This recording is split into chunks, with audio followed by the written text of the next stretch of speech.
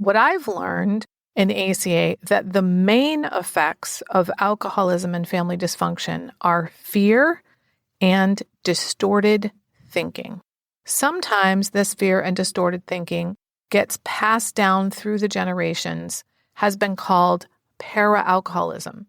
We also talk about alcoholism being a family disease. So it's not just the person who is using alcohol abusively who has the disease of alcoholism. It's the entire family because it's embedded in the relationships around the alcoholic. And family dysfunction of whatever variety, alcoholism or otherwise, is intergenerational. That is, the patterns are passed down through the generations, unknowingly, of course. Hi, I'm Barb Nangle. I want to welcome you to my podcast, Fragmented to Whole, Life Lessons from 12-Step Recovery, where I help people heal their emotional, psychological, and spiritual wounds and make deep, lasting changes in their lives. I'm the founder and CEO of Higher Power Coaching and Consulting. I'm a boundaries coach who specializes in helping women who are focused on what others are thinking and doing and neglect themselves in the process. And I have coached hundreds of people on how to build healthy boundaries using my exclusive Build framework. On this podcast, I share my experience, strength, and hope from recovery. I don't support or endorse any particular 12-step recovery fellowship, and I don't claim to speak for any particular 12-step fellowship. I also don't believe that 12-step recovery is the only way to recover. You might need additional help. I'm an avid beachcomber who collects sea glass, shells, wood, and stones. I am a formerly closeted fan of the Hallmark Channel, especially the Christmas movies. Hello, Christmas in July. I wear fingerless gloves from September to June because my hands are always cold, so I have about 15 pairs. And I get a huge kick out of counting how many days, weeks, and months there are until my birthday or Christmas at completely random times of the year. My hope is that you'll find my words concretely helpful in improving your life, whether you're in recovery or not.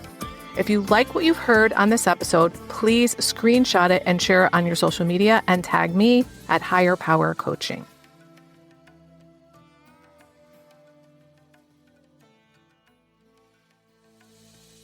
This is episode 216, What It Means to Be Powerless Over the Effects of Alcoholism.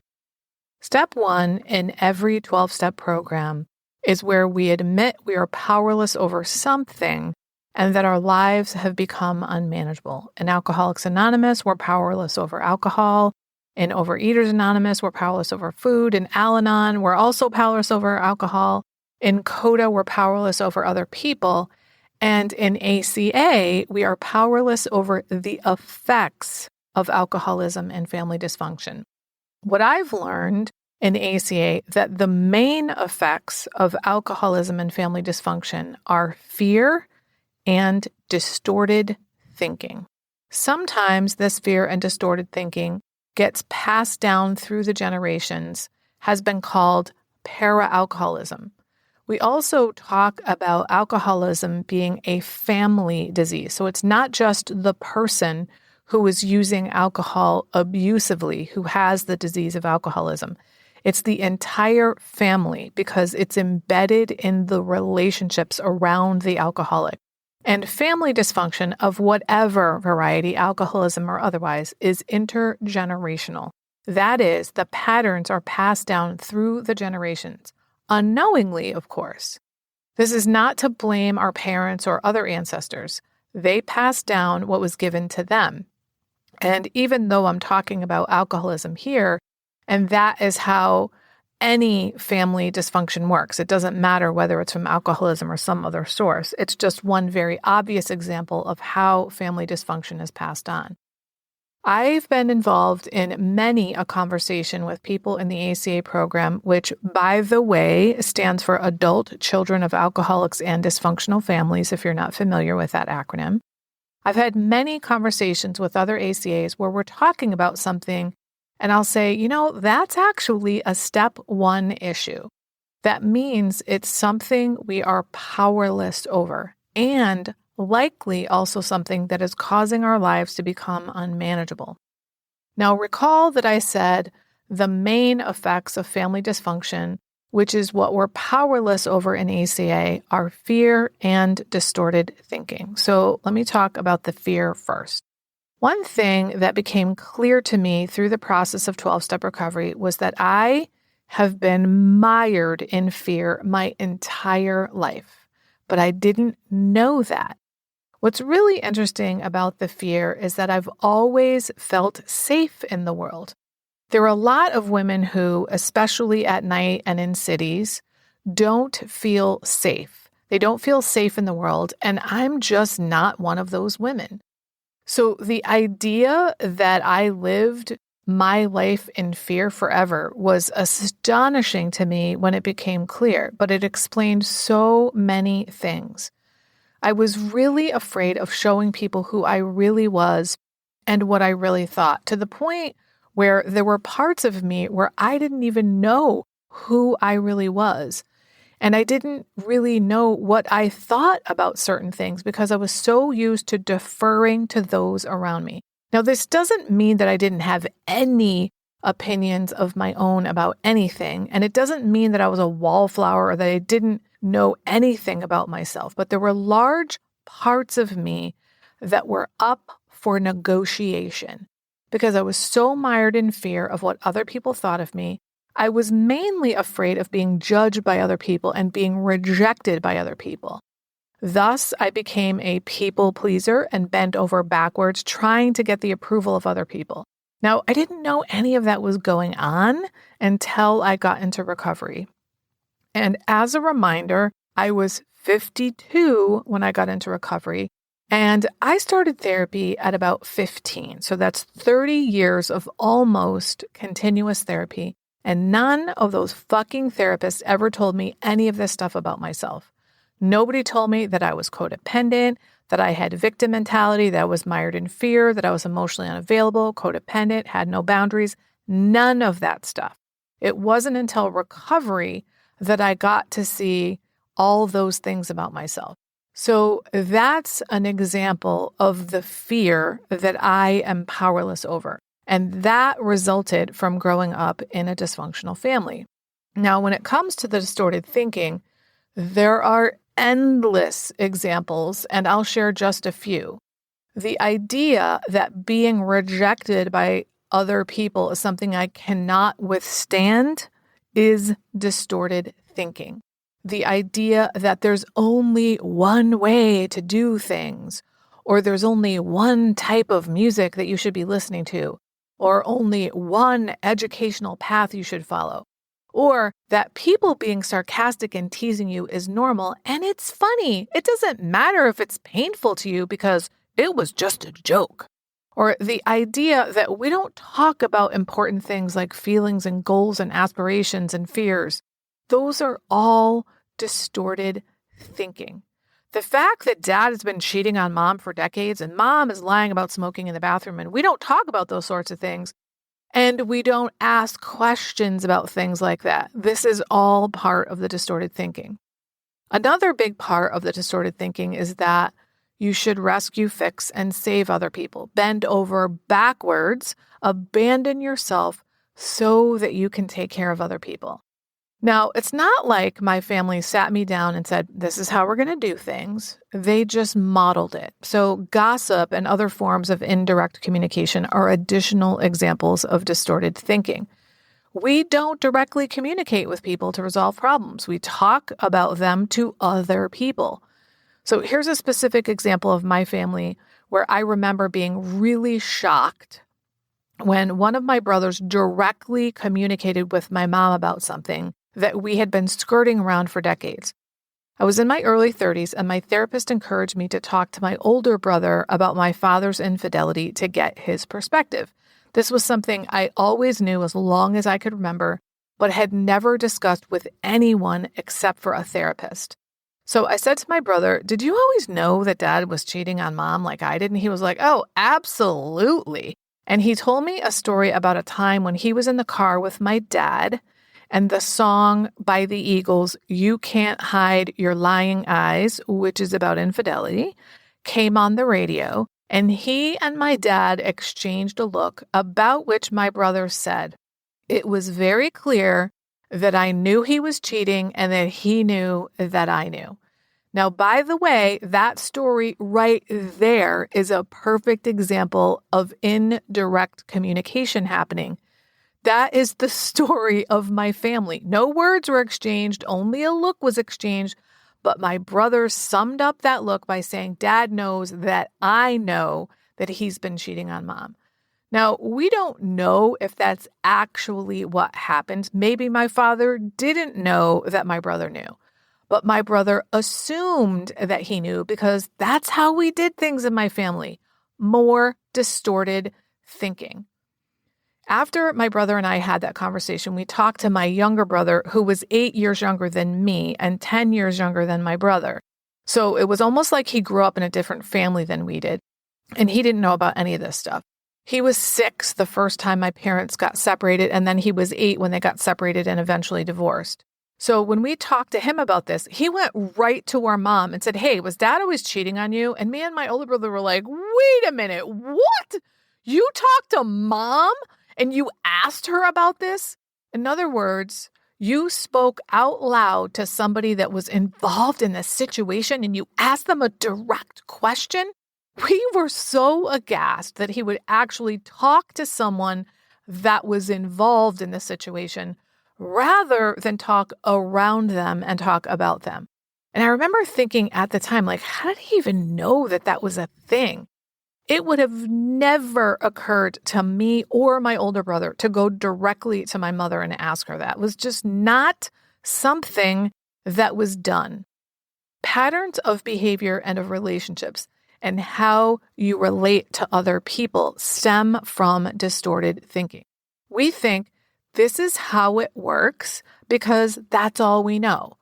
When I was doing the 12 steps the first time with a group of other women, we all realized that the reason that we wanted people to read our minds is because we think, well, that's how it works. We were like, well, I've been reading other people's minds my whole life. Why aren't they reading mine? Now, never mind the fact that that mind reading we thought we were doing wasn't really working. The reason we were trying to read other people's minds was because of one of the 3 rules of dysfunctional families, which are don't talk, don't trust, and don't feel. And in my family, the don't talk rule was really prevalent. And specifically, it meant don't ask questions. You were just supposed to know shit, I guess, by osmosis. So we had to try to read people's minds because nobody told us what the fuck was going on. There were things that we all knew without speaking about it. Like we all knew that Dad was cheating, and we also knew never to talk about it. And we learned not to talk about it by observing others' behavior in our family. Another piece of distorted thinking from my family was that asking for help is wrong, bad, or weak. We were supposed to bend over backwards to help other people, but the idea of asking for help ourselves was an absolute no-no. You're supposed to know how to handle stuff you've never dealt with before by yourself without asking questions or for help.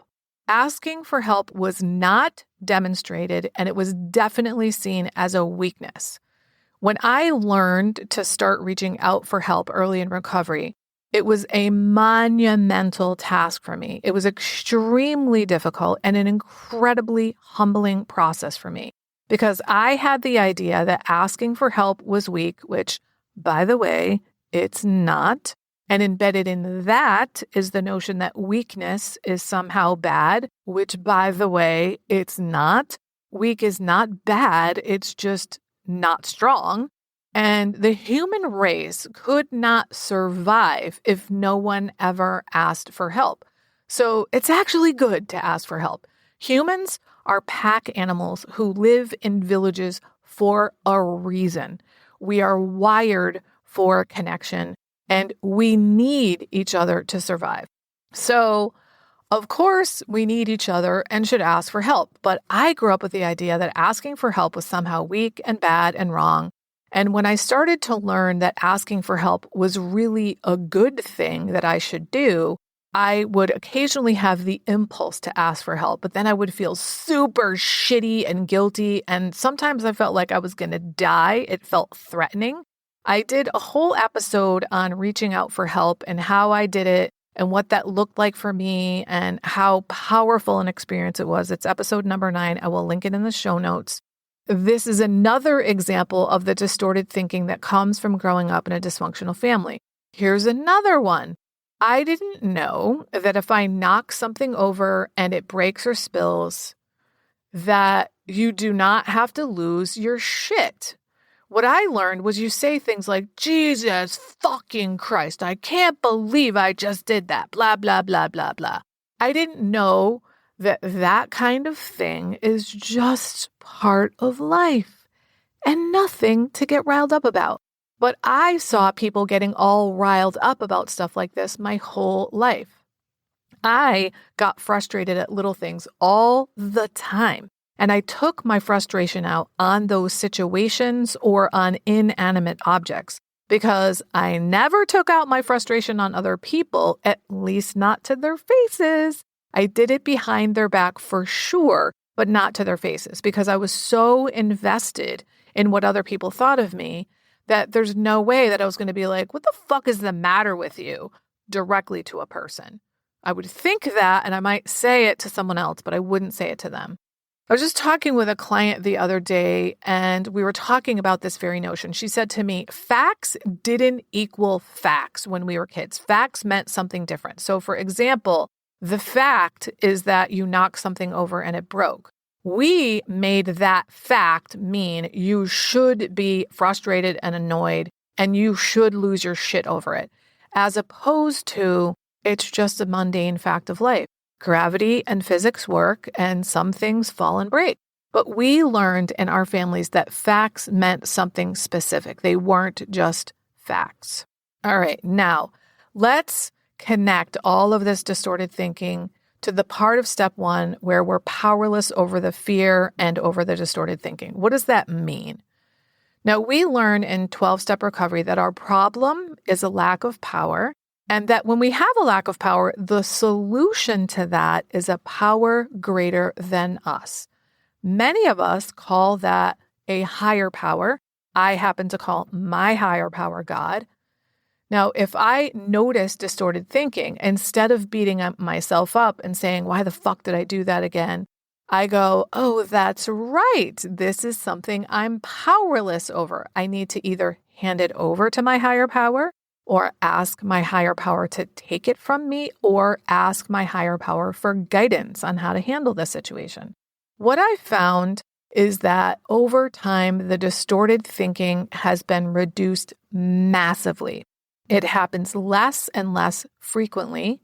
Same with the fear, the farther I get into recovery.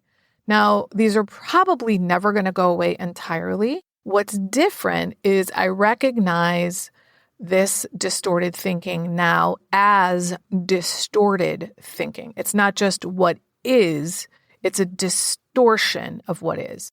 It's no longer a surprise to me that I'm going to have fucked up thoughts sometimes. It's going to happen. But now I know not to believe those distorted thoughts. Early in my recovery, I heard the saying, you're not responsible for your first thought, but you are responsible for your second thought and for what comes out of your mouth. That's a recognition that you're going to have fucked up thoughts, recognize them for what they are, turn them around, and make sure that first thought is not the shit that comes out of your mouth. So an example that comes to mind is if somebody does something that doesn't make sense to me, my first thought might be something like, what a fucking idiot. Now, this could be a super intelligent person, but my first thought still might be, what a fucking idiot, because that's what I was taught in my family. What you think and say about people who do things that don't make sense to you is, what a fucking idiot.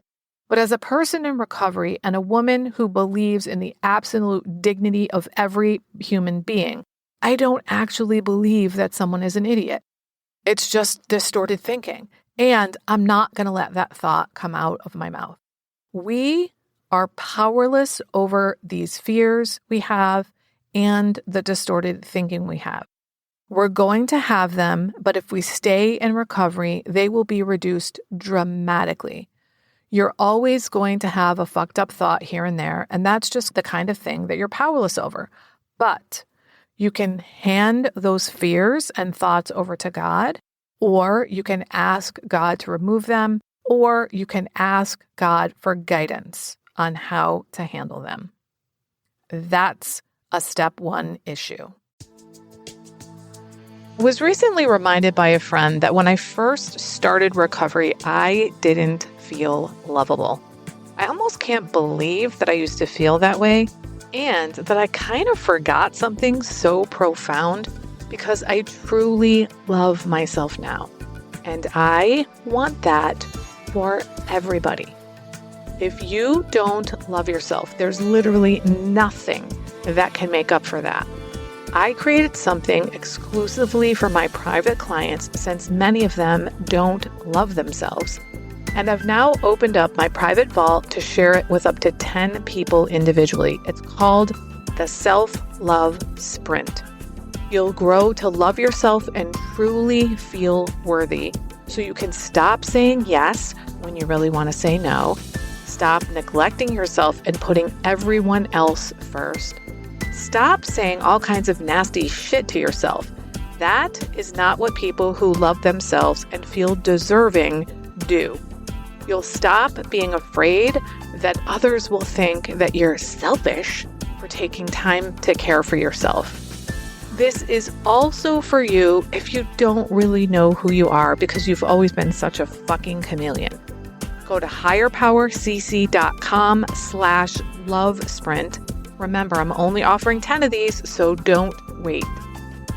If you like this podcast, and I'm guessing you did or you wouldn't still be listening, then you're gonna love the other things I have to offer.